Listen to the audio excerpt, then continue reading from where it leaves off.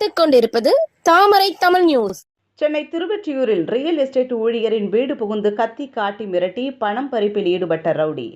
சென்னை திருவொற்றியூரில் real estate ஊழியரிடம் வீடு புகுந்து கத்தியை காட்டி மிரட்டி பணம் பறித்த வழக்கில் இருவர் ஏற்கனவே கைது செய்யப்பட்டு சிறையில் அடைக்கப்பட்ட நிலையில் தலைமறைவான சரித்திர பதிவேடு ரவுடி இன்ஸ்டாகிராமில் திருவொற்றியூர் காவல்துறையை மிரட்டிய வீடியோ சமூக வலைதளங்களில் வைரலானதால் காவல்துறை நடவடிக்கை எடுக்கப்பட்டுள்ளது.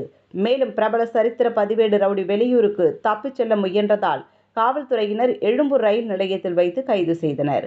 சென்னை திருவொற்றியூர் என்டிஓ குப்பத்தை சேர்ந்தவர் ஆகாஷ். இவர் ரியல் எஸ்டேட் தொழில் செய்து வருகிறார். கடந்த மே மாதம் அன்று காசிமேடு பகுதியை சேர்ந்த ரிஷி கண்ணன் என்பவர் 50,000 பணத்தை உங்களிடம் வாங்கி வரும்படி காசிமேடு பகுதியை சேர்ந்த ரவுடி தேசப்பன், தருண் ஆகிய இருவரை அனுப்பியுள்ளார். இந்நிலையில் ஆகாஷிடம் இருவரும் பணம் 50,000 கேட்டுள்ளனர். ஆனால் பணம் தர மறுத்த ஆகாஷை கத்தியை காட்டி மிரட்டி அவரிடமிருந்து பணம் மற்றும் மணி பர்ஸ், செல்போன் ஆகியவற்றை பறித்து கொண்டு தப்பி ஓட்டம் பிடித்தனர்.